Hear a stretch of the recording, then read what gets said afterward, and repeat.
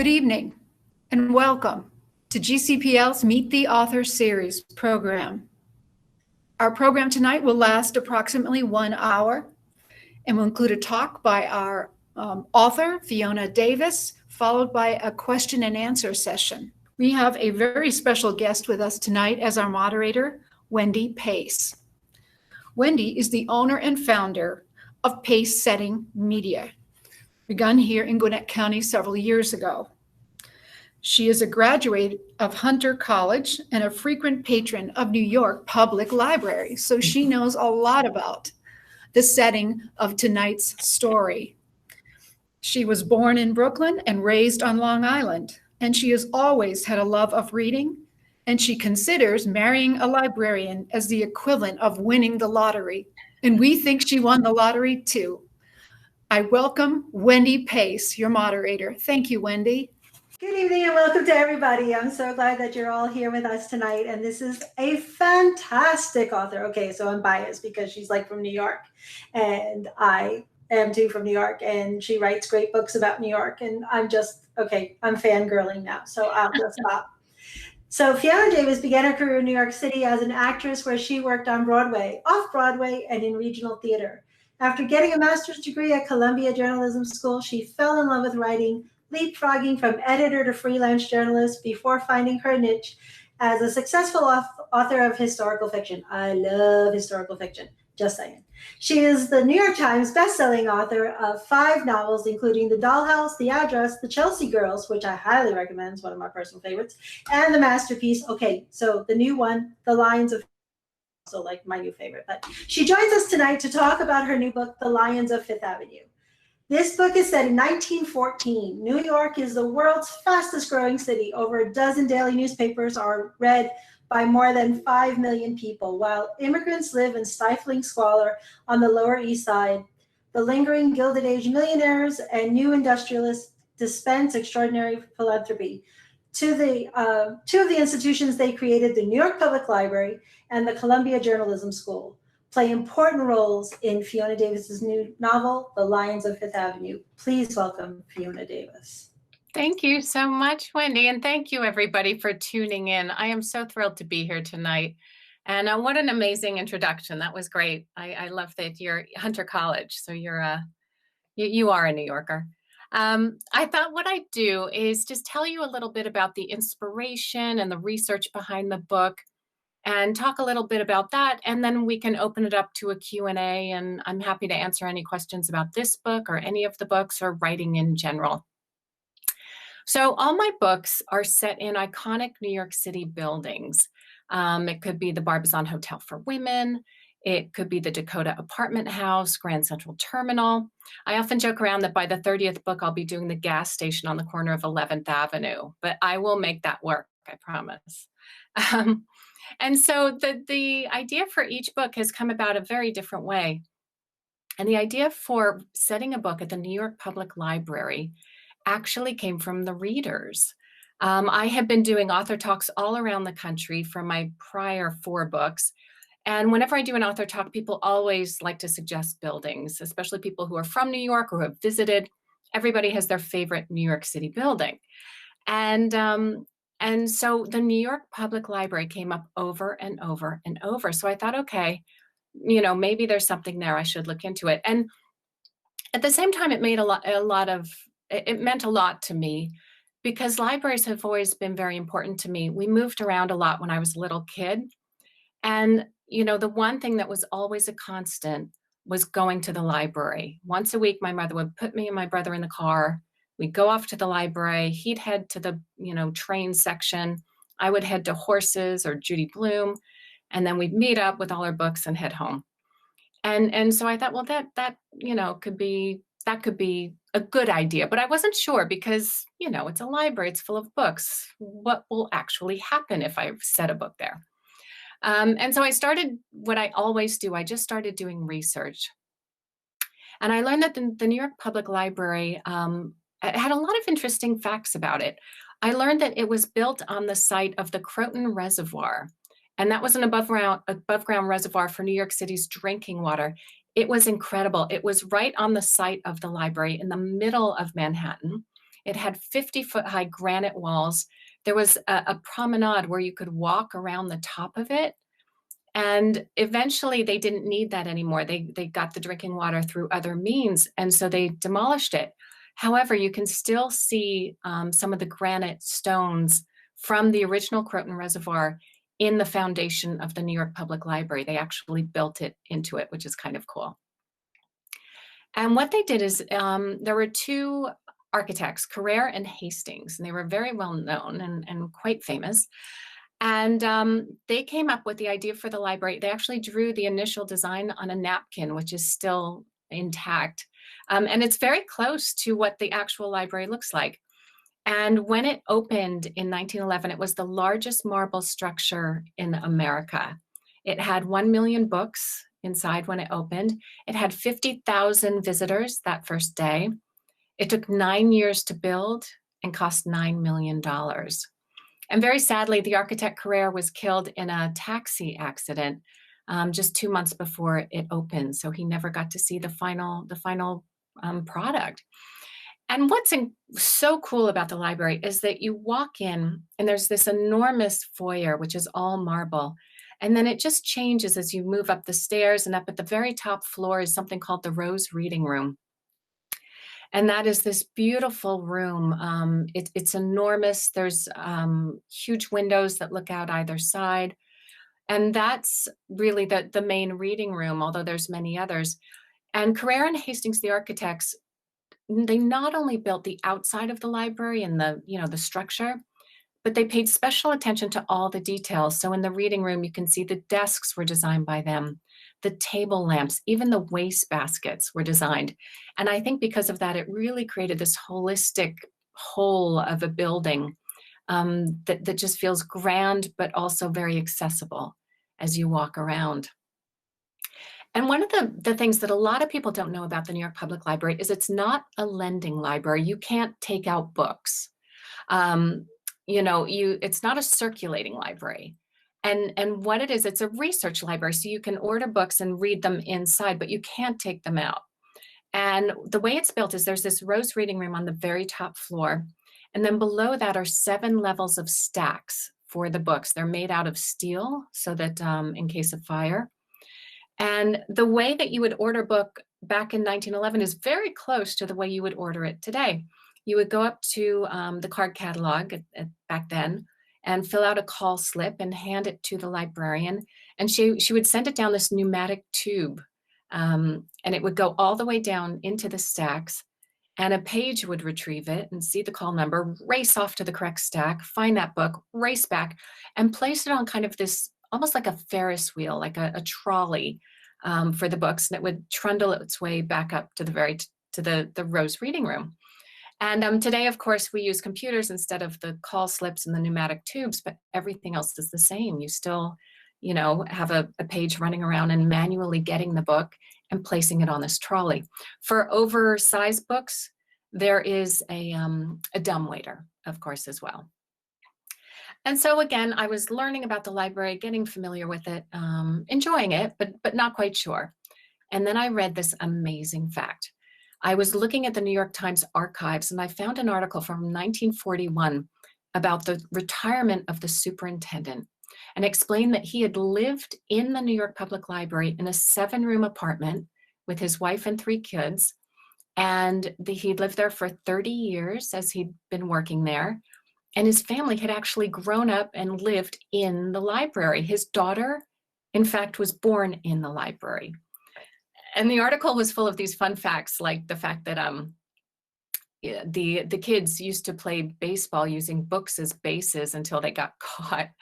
The son used to raise pigeons up on the roof, and he actually then ended up becoming the chief engineer of the library.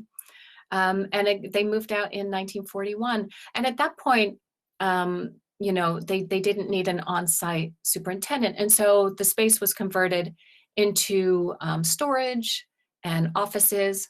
And it's really interesting. I was lucky enough to get a behind the scenes tour, and it's kind of up this secret stairway on a mezzanine level. And there are 2 big courtyards on either end of the library. And so the apartment was interior facing, but the windows all looked onto this courtyard. And it kind of was like on a right angle along the side of two sides of the courtyard. And the windows were huge. It was beautiful. And you could see the original woodwork. It must have been an amazing place. So I learned that and I was done. I thought, okay, great. I'm going to put a family in the library and see where that takes me. And so I created my storyline. And I like in a book to read and to write, to have two storylines in two different time periods that go back and forth. And then there's an element of mystery that really drives the story forward, as well as a number of good plot twists.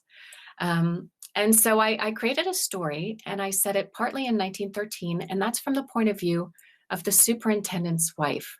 Her name's Laura. She lives in the apartment in the library with her husband and her two kids. And she's surrounded by all this knowledge, but she wants something more out of life.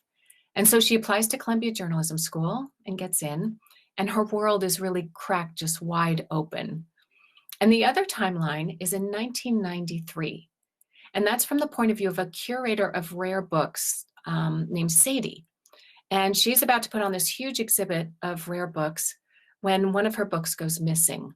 And she becomes kind of embroiled in these series of book thefts that struck the library in the 1913s, 80 years ago, as well as a terrible tragedy that happened to the superintendent's family back then. And I like to say it's about the magic of the written word and the power of women's voices. And it was so much fun to work on. Now, my character, Sadie, in 1993, works at something called the Berg Collection. And this is almost like a library within a library. And it actually exists. It's on the third floor. It was founded by the Berg brothers, Henry and Albert, in the 1940s, and they donated their book collection to get it started.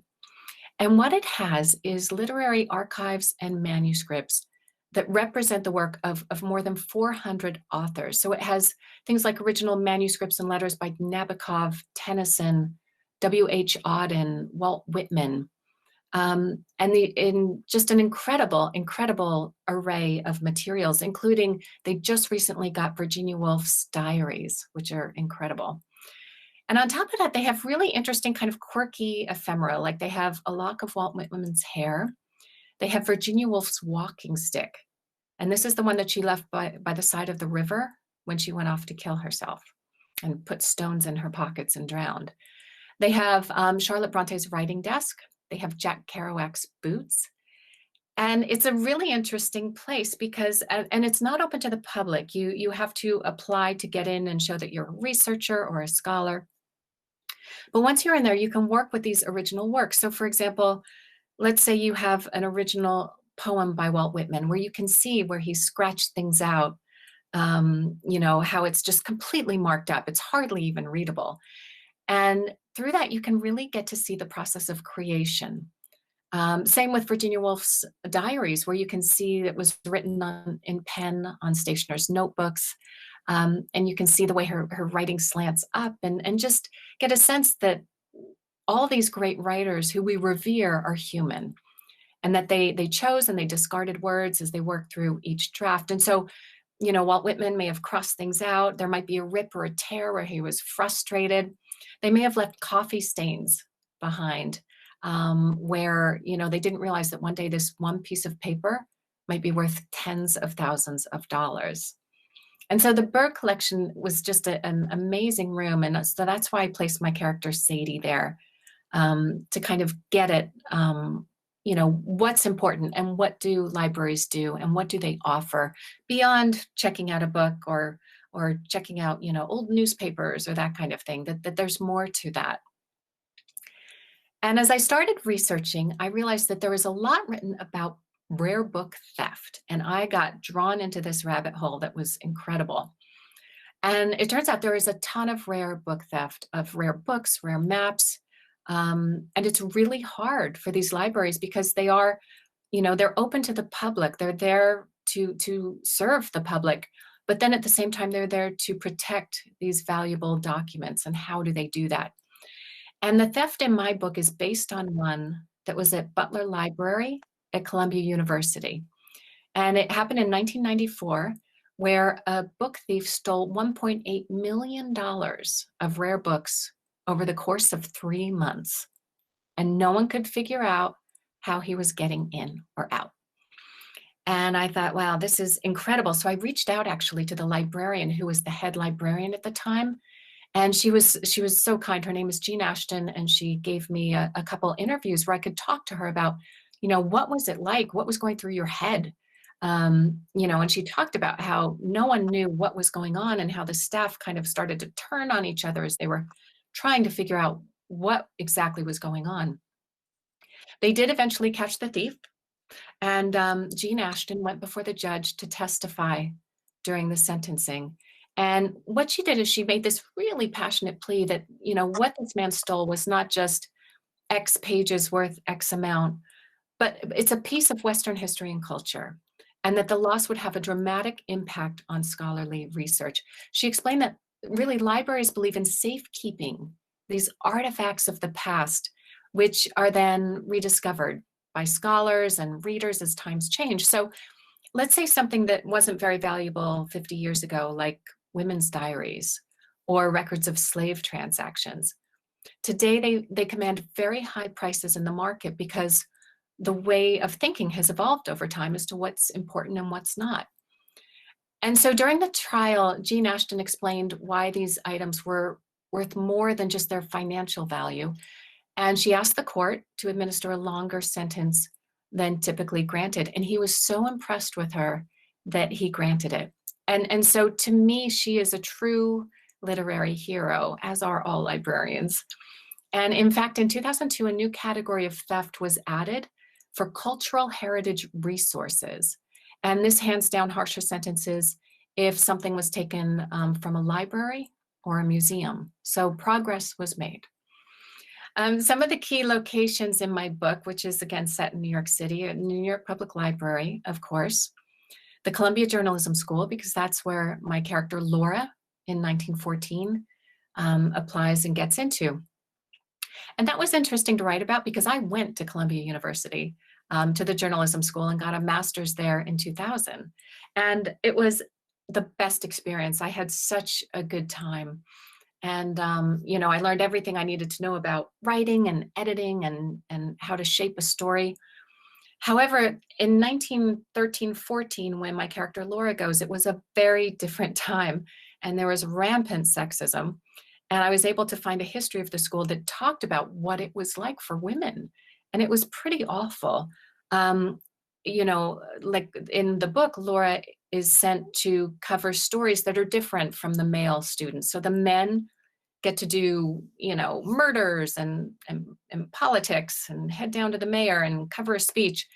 And the women were sent to orphanages to, interview crying children. And so my character Laura really chafes against that as she's doing it. There's also in the book a professor who skulks the hallways looking for women whose skirts are too short or who were, being immoral, because he was certain he would find that. And that's taken right from the history of Columbia Journalism School, unfortunately. Now, the good news is that progress has been made. In Laura's time, the Columbia Journalism School was 15% women. And I'm very happy to tell you that today it is 75% women. So things have changed, which is really wonderful. Some of the other locations in the book include Book Row. And that was an area in Manhattan. It was on 4th Avenue, just south of Union Square, where there were, over 100 bookstores. And that's where you went to buy or sell books. It was there for 90 years, but now, unfortunately, of course, things change.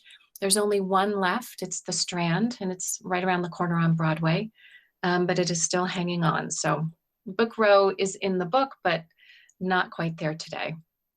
I also set scenes in CBGB's Club on Bowery, which was a big location in the 80s and 90s and 70s, and also Lincoln Center. So it's really quite a love letter to New York City.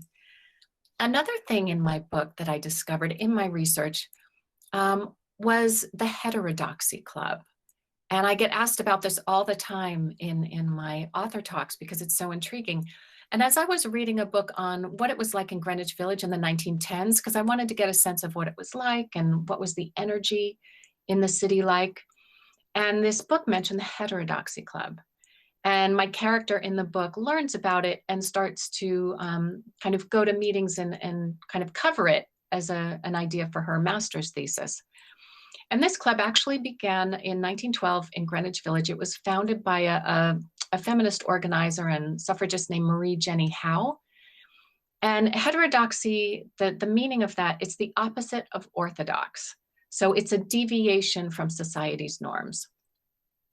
And these women would all meet. They were biweekly luncheon meetings held above a restaurant on McDougal Street, where women were encouraged to meet and talk about the issues of the day and really speak openly, to debate and be passionate about the issues of the day, knowing it was a safe space and that what they discussed would not get out into the wider world. And so they would discuss women's rights, the right to vote, of course, because that only came about in 1919. They talked about birth control. They even talked about free love, which I found very fascinating because that's something I associate with the 60s and 70s. But these women were covering all the bases back in 1910, which was kind of amazing and reassuring to see how cycles, you know, things come and go, and hopefully we keep on moving forward. The Heterodoxy Club attracted icons like Agnes de Mille and Charlotte Perkins Gilman and was around for about 30 years. So it was fun to bring that back into modern consciousness. And one of the fun things about working on this book is that there's something in the New York Public Library called the Allen Room. And that's a room where authors with a book contract can apply to work there. And so I applied and I got in. And so I had a desk in the Allen Room where if I needed books on typhoid or, you know, the construction of the library, they were delivered right to my bookshelf. And it was incredible to be working on a book about the library in the library. That was amazing. And at one point, I remember the librarians were very helpful. And at one point in an early draft, I had a dead body. And keep in mind, it's not there anymore, but in the early draft, I had a dead body. And I reached out to one of the librarians and I said, look, if you had to hide a dead body in the library, where would you put it? And she wrote back right away, didn't blink, down in the basement next to the carpenter's room. She had all the specifics.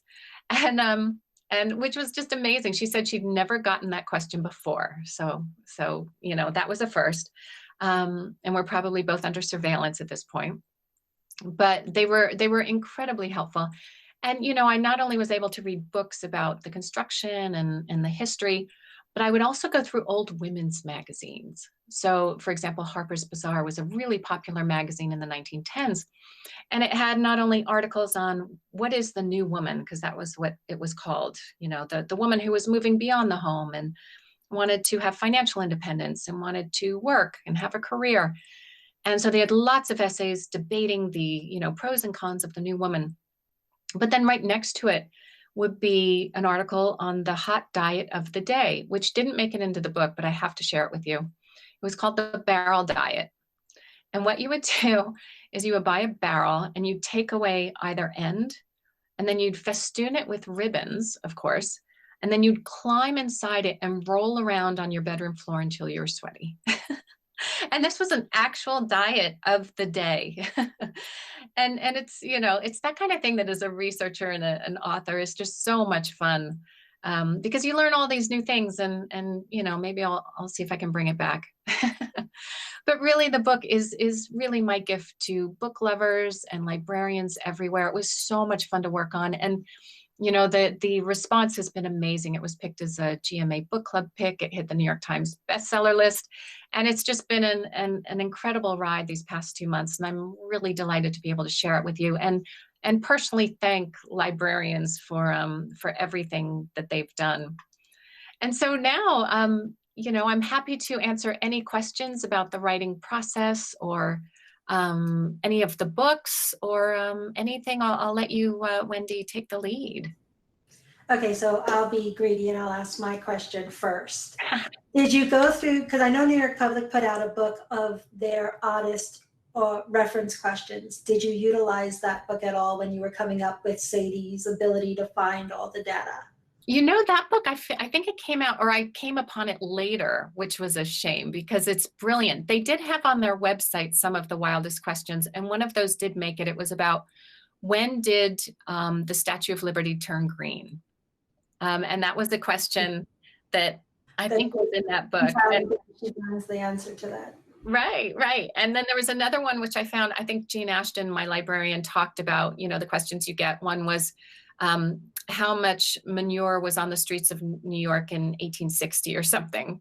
And, they were able to come up, they figure out how many tons there was. So you never know what I think that's what makes being a librarian so interesting. You never know what you're going to get. No, you don't. So another question that we had was about Pearl having influenza.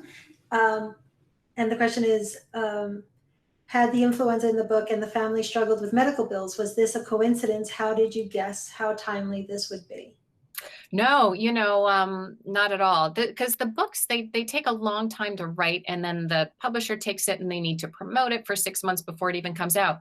So I handed this in back in January of this year. But it's so interesting. I've been reading so many books now that have that mentioned in it, like Hamnet. By Maggie O'Farrell is a beautiful book that includes the plague, and so I think we're all seeing things reading things in a very new light, and the Spanish flu is just devastating. But again, I think part of researching, of seeing these cycles of history where things get really bad, but we do come out of it. To me, that gives me hope that we'll be okay. So another question we have is, what was Jack's book about? So Jack is the husband of Laura in 1913, and he's the superintendent of the library. And he has been working on a book of his own for many, many years, and finally gets it done in the course of the book.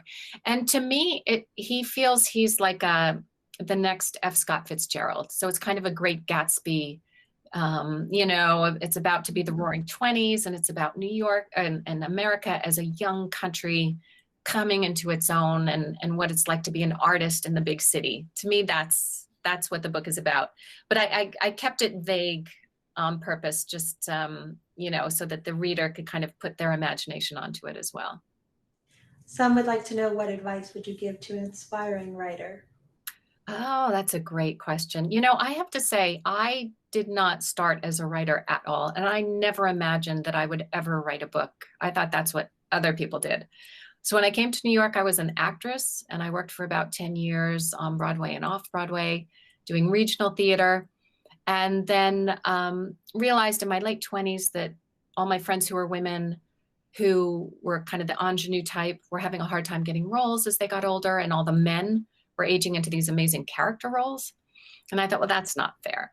So I applied to Columbia Journalism School and got in, and then started doing about 15 years of freelance journalism and working with a theater magazine. And so my advice really would be to go out and live your life and do other things. Go out and have other careers. I didn't start writing a book until I was in my late 40s.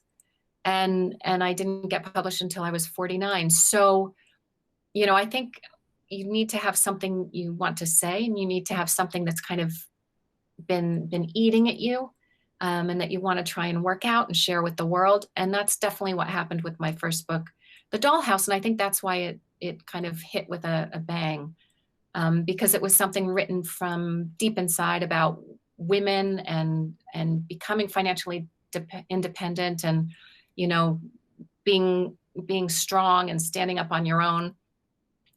And so I think the key is to find something like that just really inspires you, and then make it a challenge. I would just say, the way I write is I do a lot of research for about 3 months, and interview people and read books.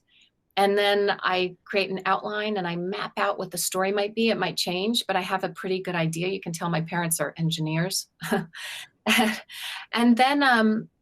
And then I just do, I say, okay, I'm going to do 1,500 words a day until I have a first draft. And I know that will take 3 or 4 months. But even if those words that day don't come easily and it's a bit of a mess, I don't go back. I don't edit it while I'm doing it. I just keep on plowing forward, because I know I won't know the full story and the shape of it until I have the whole thing down and can get a better kind of larger perspective of what's going on. And so really, to me, that's it. It's doing a little bit each day, and you do that, you end up with a book. Have you visited other libraries across the country? Yeah, you know, I've been in Boston Library, which is another beautiful building. And what's nice about New York is there's lots of even smaller libraries that are really interesting, and that they're mainly Carnegie libraries, and they're really wonderful. And what's interesting about New York is many of them have apartments inside. Apartments for the branch managers, they had Yeah, apartments. or Yeah.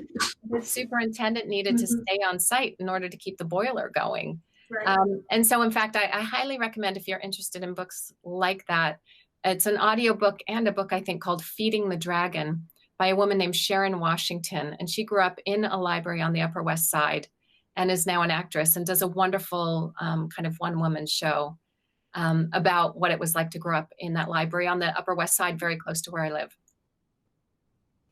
Have you ever been to St. Louis Public or Chicago Public's main libraries? Yes, I've been to St. Louis County Library to do a couple talks, and that's one. Oh no, but I mean the main in the St. Louis Public. They also have the 7-story metal staircase, metal stacks. No. That they just recently renovated. Oh no, I haven't then. No, I was at the one that's much more modern and newer. And yeah. they have the reading room with the fireplace, and I love it. Yeah, same deal. When you got started, was it hard to make that leap from theater to then writer to then author?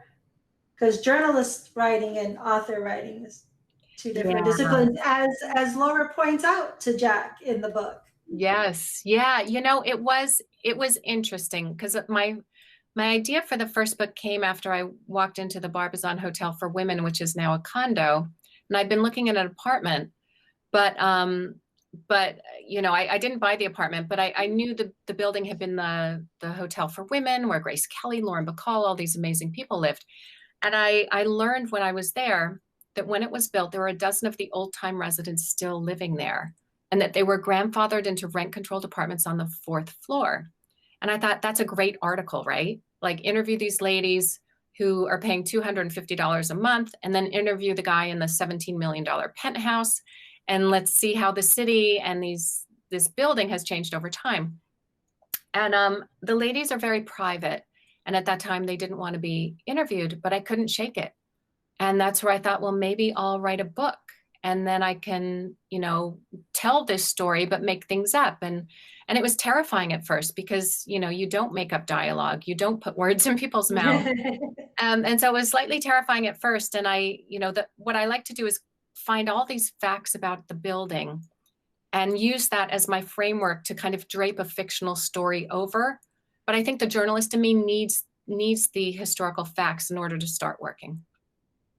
So another question we have posed here is, who influenced you, as any particular writer that influenced you?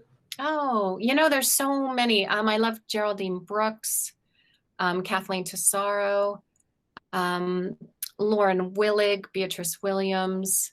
And here I'm kind of going down the historical fiction realm.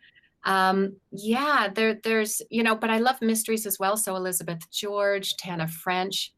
And so I think that's what I try to write, are the books that are kind of amalgamations of all my favorite authors. Would you ever do a book on someplace other than New York? I would love to. I think that's a great idea. I mean, there's so many buildings as I travel around America, or when I did, back when you could. And there's so many amazing buildings to play with all around the country. And even London, I was thinking, my parents are both English. And so I would love to kind of maybe go back to London and find a building there, and then I could just write off the trip, right? There you go. Yeah. So another question we have posed is, it seems such a shame that the public doesn't get to see some of the items that you described in the bird collection. Do you think the items will ever be put on display for the general public? Yeah, in fact, I'm sure they will. There was a big exhibit that I based the exhibit in the book off of. It was called Perennial, and that was an exhibit of all these items. And I actually think they might be doing one hopefully soon. I think I'd read something about it, just because it would be great to tie it in with the book. And there's been such an interest in the library from that. So I hopefully maybe next year, once things are up and running, they will do that because the public wants to see it. They recently had done one of a lot of Walt Whitman's writing, and they showed the lock of hair. And so they do incorporate items from the bird collection and other exhibits, but I think it'd be a great idea to have one just based on that. So for all us fangirls, which, you know, I'm already president of the club, what are you working on for next? Yeah, that's a great question. So the next book is set at the Frick collection. And if you're not from New York, you might not know it. It's not as well known as some of the other buildings, but the Frick is a mansion on Fifth Avenue and 70th Street that was owned by Henry Clay Frick. He was a steel magnate, and he lived there with his wife and his adult daughter.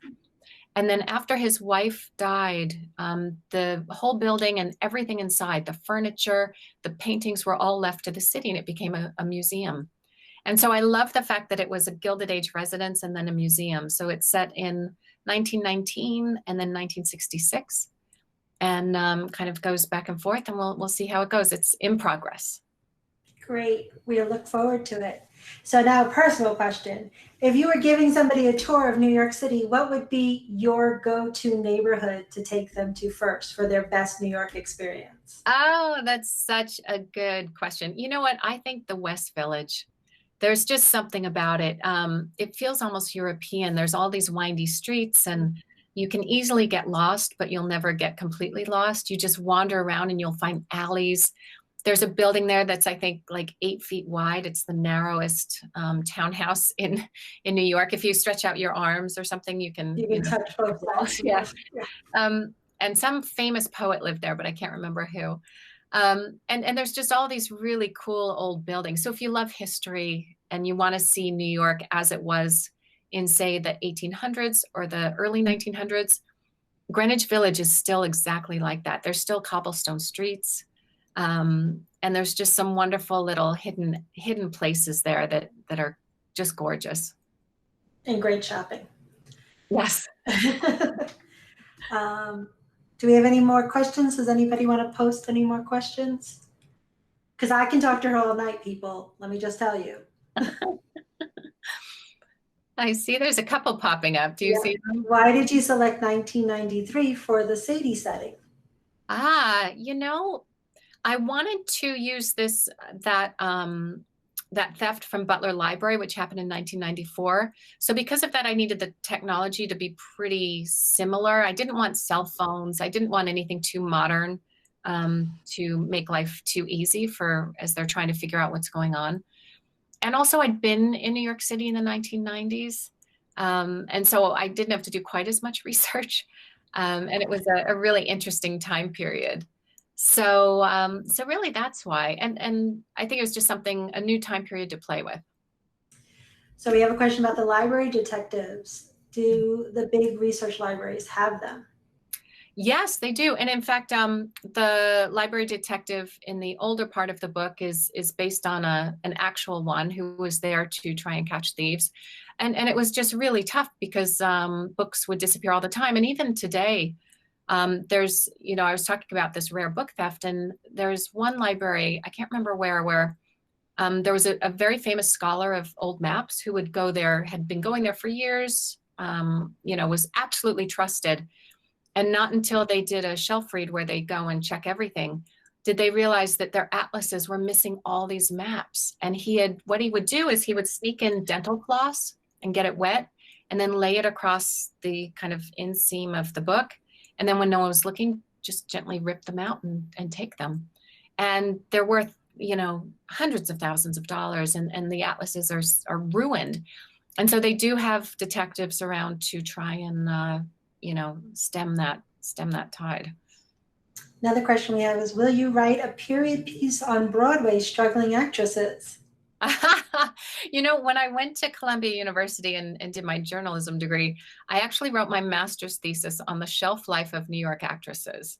And where I kind of traced how using the call sheets of when they're doing auditions, we need 3 women aged 20 to 29. And what I did is I took all those and broke them down by age. And so I could see you could see over time how, women in their 20s were very in demand, and then the graph would go low, low, low until you hit about 70, and then it'd bust right back up because you were the last person standing and you got all the roles. And so that's what the thesis was about. So I was very fascinated on that. Although I love that idea. I think that's a great idea. Do you think that it's interesting that women are still kind of fighting to maintain their rights, even today, from the conversations back in the early 1900s, and that we're still on some levels having those conversations? Yeah. Oh, it's interesting how there is forward movement and then backward movement. And hopefully it keeps on moving forward. But yeah, I think women's rights and women's voices, I'm just, what I like to write about are how women's voices and agency have changed over time and how they haven't. So that as you're reading it, you're not being preached at about, oh, this is so terrible, this happened, but you're invested in the characters and thinking, wow, that's not fair. And that should not be that way. And so that hopefully we can take a historical view at what's going on and apply it to what's going on today so that we learn from our mistakes. Indeed. Does anybody have any other questions? I saw there was a question about the title. I saw that pop up very briefly somewhere about the Lions of Fifth Avenue. Oh, right. They asked how you came up with the name. Yeah. So here's the book again. And I love what they did with the cover. And I'll be honest, I am terrible at titles. If I had to write the titles, the books would never sell because they're just awful. So my agent and my editor team up, and we all kind of brainstorm, and I come up with the terrible ones, and then they come up with really good ones like that. And what's interesting about that title is after they said, how about the Lions of Fifth Avenue? I thought, great. And the characters in the book, the family who live in the apartment, are called the Lions, Lyons. And that was not that way in the early drafts. It wasn't until they came up with the title that I thought, ooh, what if their family was last name Lyons? And I have a dear friend whose last name is Lyons, which I think is where it kicked in. And so the title refers not only to these statues, Patience and Fortitude, that are very famous and sit outside the library, but also the family within it. And I love that double meaning. Denise, what would you like us to do next? Because I'll tell you, I will talk to this woman all night long, and she'll be like, Wendy, I need to go. I need to go. Happy to answer any questions. It's all good. Well, if you have any more questions, Wendy, help yourself. Otherwise, we will let her go and enjoy her evening so she can work on the next book that she will promise to come and talk to us about. If anybody wants suggestions, Chelsea, the girls Chelsea, that's my personal favorite. Just saying, oh, and by the way, if you wanted to talk about the tabaqueros and the Puerto Ricans that came to Chelsea and had the tabaquero stands and rolled cigars over there on 20th Street, I'll gladly help you do the research. That's all I'm saying. Oh, I love it. That's fantastic. Yeah. And the nice thing about the books is you can, you can read them in any order. It doesn't matter. They all have a similar structure, but they're all with different characters and different decades, which is really nice. So, you don't have to read them in any order at all. Oh, yes. Any possibility of a book set in the Metropolitan Museum of Art, MoMA? Oh, that's one that comes up a lot. Remember the Goldfinch had that very scene there. Right. Yeah, that would be, it's kind of daunting. It's so enormous. But or the Hayden Planetarium. Yes. Oh, that's good too. I love that. Yeah, there's so many. Someone wants to know about the large outdoor dance group. And in the book, there's my character stumbles upon at Lincoln Center, all these people outside dancing. They're doing swing and salsa. And that is called Midsummer Night's Swing. It exists in New York City. And it's in the summer, and everybody converges on this huge plaza in Lincoln Center, and they have a band, and you can just go and dance. It's one of the wonderful things about New York. You'll be walking by and hear the music and be like, oh, let's go watch. So much fun. So I incorporated that into the book. Should we wrap it, Denise, or because I'll just keep going? Because did you go to the vintage stores in the west, side of the village for the clothing? Because yeah. Oh yeah. I love using all of New York. I've lived there for 30 years now, so it really is home. And for me, what's so interesting about it is the way you can walk down any street and look up and see these incredible buildings, and you just have, you know, there's all these layers of history and ghosts and stories within them. And it's just wonderful to watch the city change over time, but to see buildings that are still in place and still saved, like Grand Central Terminal and places like that. It's just a delightful place to live in, and hopefully people can visit soon. Right. One more building, the Dakota, where John Lennon was killed. Yeah, That is a fantastic building with my great birthday address is set there. And that was an interesting building to set a book in, because it's very private, especially since John Lennon was killed out in front of it. And so you can't just walk in. And I wasn't sure how. I knew I wanted to set a book there. That was my second one. I had to get in. And so a good friend of mine who's a real estate agent, she mentioned that Lauren Bacall's apartment was on the market for $23 million. So let's go. So I threw a scarf around my neck, and we showed up and got this amazing tour of Lauren Bacall's apartment, which had all the period detail. It was an estate sale. She died a couple of years ago, but all the detail, the mantles. And I wandered around there asking questions about, like, oh, is there a gym? As if I were going to buy it. And later on, I did get to know someone who lives in the building and got an amazing tour. And that is an incredible building, from the basement up to the top floor where the maids live. It's remarkable.